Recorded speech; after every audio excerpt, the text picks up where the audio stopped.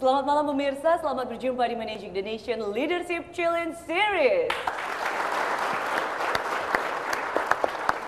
Pemirsa, pajak adalah sumber pendapatan utama negara demi mensejahterakan masyarakat.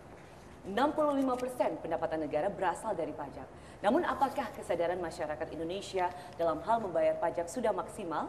Dan bagaimana pula fungsi dari Direktorat Jenderal Pajak dalam rangka meningkatkan penerimaan negara dari sektor pajak? Malam hari ini kita akan membahas topik yang sangat menarik sekali. Reformasi pajak, rakyat dapat apa sih?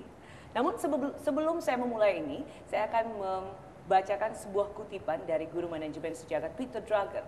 Pernah mengatakan bahwasanya tidak ada negara yang miskin di dunia. Yang ada adalah negara yang salah kelola atau mismanage. Sedangkan Begawan Manajemen Indonesia Tanri Abeng juga menambahkan, negara hanya akan sebaik pemimpinnya dan pemimpin hanya akan sebaik orang-orang yang dipilih dan diberdayakannya. Nah, Pak Tanri, sebelum kita membahas lebih jauh, mungkin kita akan melihat dulu ada tampilan dari paket dari Metode TV yang satu ini.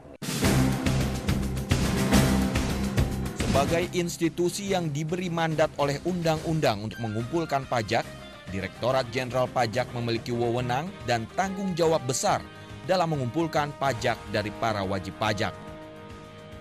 Besarnya tanggung jawab Ditjen Pajak seharusnya membuat Ditjen Pajak bekerja semakin profesional. Namun adanya kasus penyuapan dan penggelapan pajak yang dilakukan oleh oknum Ditjen Pajak telah mencoreng muka Ditjen Pajak. Kasus-kasus penggelapan dan penyuapan pajak yang dilakukan oleh Gayus Dana Widiatmika, Ajib Hamdani, dan baru-baru ini Tommy Hendratmo membuat masyarakat bertanya, apakah reformasi birokrasi yang dilakukan Ditjen Pajak telah gagal? Jika berkaca pada besarnya angka yang digelapkan oleh para oknum pegawai pajak, maka bangsa ini mengalami kerugian yang sangat besar. Di sisi lain, pajak sebagai instrumen pembangunan bangsa belum memiliki peran yang signifikan. Hal ini dapat dilihat dari infrastruktur yang belum memadai dan adanya disparitas pembangunan antara pusat dan daerah.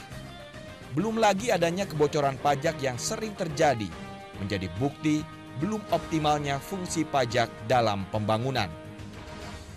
Fakta inilah yang sering menjadi anomali di masyarakat untuk membayar pajak, tapi hasilnya belum dinikmati secara nyata.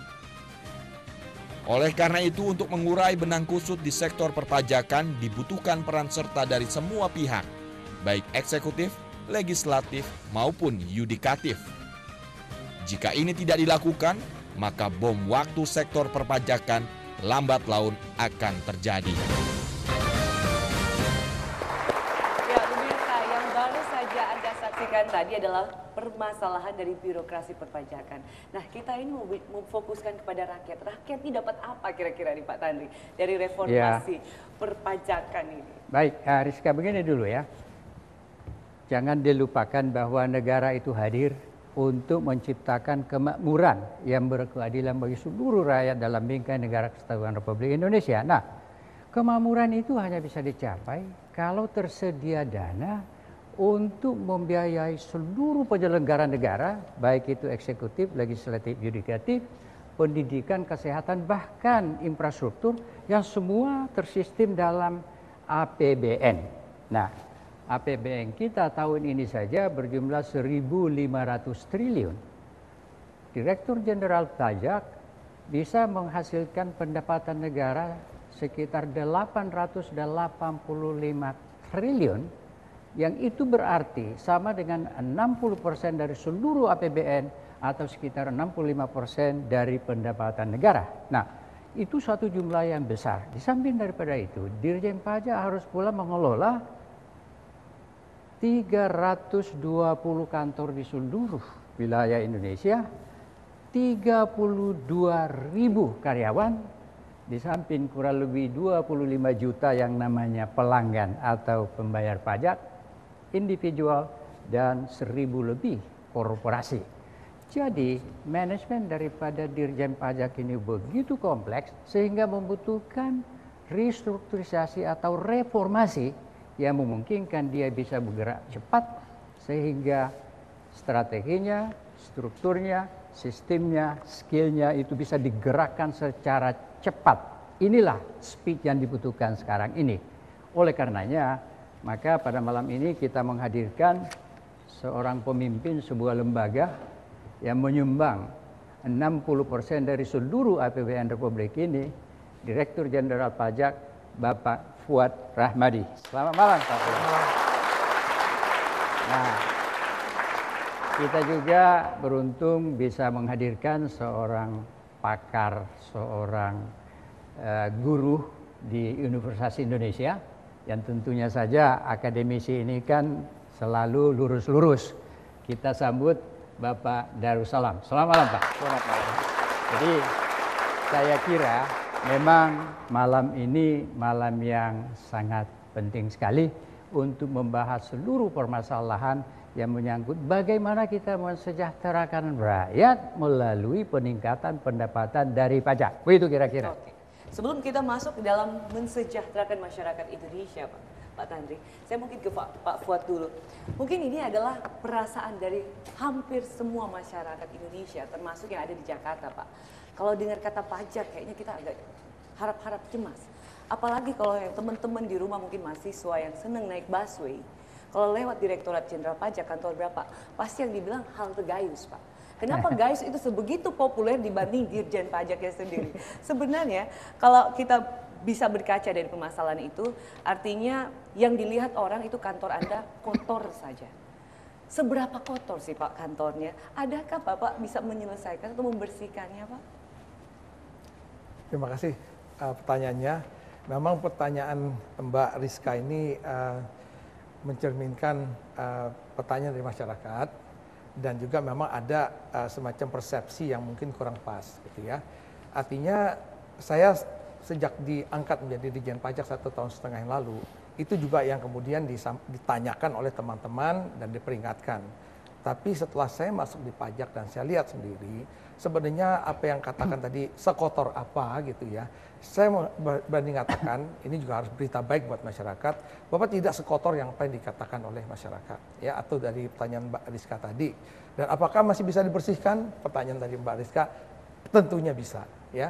Dan memang reformasi yang sudah dilaksanakan sejak tahun 2002 dan merupakan bagian dari reformasi yang dilakukan di Kementerian Keuangan, itu sudah memberikan hasil yang cukup signifikan.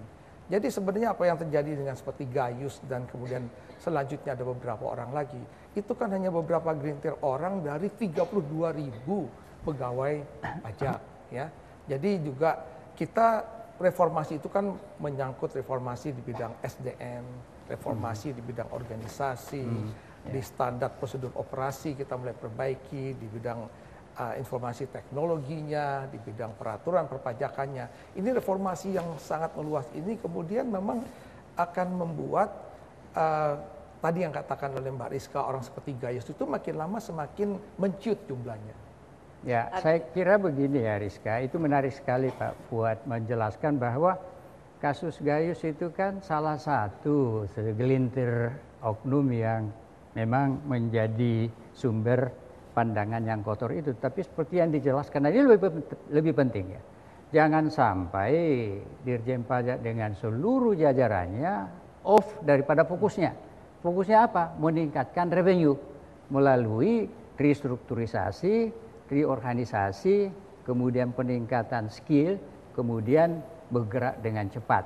Kalau misalnya terlalu fokus kepada kasus individual, maka Anda bisa terjerumus ke dalam firefighting management. Artinya apa? Hanya memerangi kobaran api saja, tapi tidak membangun satu sistem yang memungkinkan proses itu bisa dikurangi dan peningkatan revenue bisa diperoleh. Nah itu saya setuju Pak Tandri. Sistem. Nah apakah sistem ini bisa dijamin sama Pak Fuad bahwa bisa memberantas orang-orang yang seperti Gayus dan kawan-kawan? Mungkin jawabannya setelah ini Pak. Dan pemirsa jangan kemana-mana karena kami akan kembali setelah yang satu ini. Terima kasih pemirsa, Anda masih bersama kami di Managing the Nation with Tandri Aben dan mungkin kita langsung mendengarkan apa yang menjadi jawabannya dari Pak Fuad. Pak Fuad, tadi pertanyaan saya dengan sistem, apakah sistem yang sudah Anda miliki itu bisa menjamin bahwa aparat yang Anda bawahi sekarang ini bisa bersih dari korupsi lah dan lain-lain? Ya, baik, terima kasih. Ya, sistem yang kita sudah bangun ini memang sudah berjalan beberapa tahun, ya, bukan hanya di zaman saya jadi Dirjen Pajak. Dan tadi saya ingin mengacu pada apa yang dikatakan Pak Tantri, tentunya kita jangan hanya fokus pada masalah gayus gitu ya. Memang kita membangun sistem bagaimana yang menyangkut berbagai aspek untuk membangun bisa meningkatkan penerimaan pajak secara keseluruhan. Tapi untuk menjawab pertanyaan Mbak Rizka ini tentang bagaimana kita bisa mengurangi jumlah-jumlah orang-orang seperti yang nakal-nakal ini ya. Nah, kita memang pendekatannya begini, kita punya 32.000 orang. Kita tidak bisa berasumsi bahwa dari 32.000 orang ini akan bersih semua. Ya. Karena mereka manusia yang setiap saat imannya bisa naik turun. Ya. Nah, sekarang yang tantangan buat kita membangun sebuah sistem yang bisa secara dini ya mendeteksi secara cepat kalau ada kenakalan, kalau ada penyimpangan. Ini yang kita bangun. Ini kita mulai bangun sejak beberapa tahun ini ya, sejak tahun 2002 sejak dia lakukan modernisasi di perpajakan. Awalnya dimulai dengan dibangunnya sebuah direktorat kepatuhan internal. Dan ini dibangunlah SDM-SDM di sini yang punya keahlian untuk melakukan monitoring terhadap pelanggaran-pelanggaran dari prosedur operasi ya, dan juga kepatuhan dari pegawai di dalam melaksanakan aturan-aturan yang ada. Itu yang kita sebut dengan Direktorat Kitsda. Dan kemudian dilanjutkan lagi dengan kita membangun whistleblowing system. Whistleblowing system itu suatu sistem peniup fluid. Artinya ini suatu sistem pelaporan supaya masyarakat bisa memberikan pelaporan tentang bila ada pelanggaran-pelanggaran penyimpangan dari petugas pajak di lapangan. Ini lewat sistem yang kita sistemnya yang berdasarkan web ya. Jadi whistleblowing system. Kemudian kita juga mulai membangun yang kita sebut dengan budaya korektif. Ya, budaya korektif itu artinya suatu pengawasan secara horizontal. Kita ingin bahwa pegawai pajak itu sesama mereka saling mengawasi. Ya, jadi kita bangun budaya korektif. Dan budaya korektif ini kita wujudkan dalam bentuk suatu peraturan. Peraturannya mengatakan sekarang, bila di suatu unit ada yang menyimpang, seperti gayus misalnya, maka semuanya akan kena sanksi. Nah, sehingga ini akan mendorong petugas-petugas pajak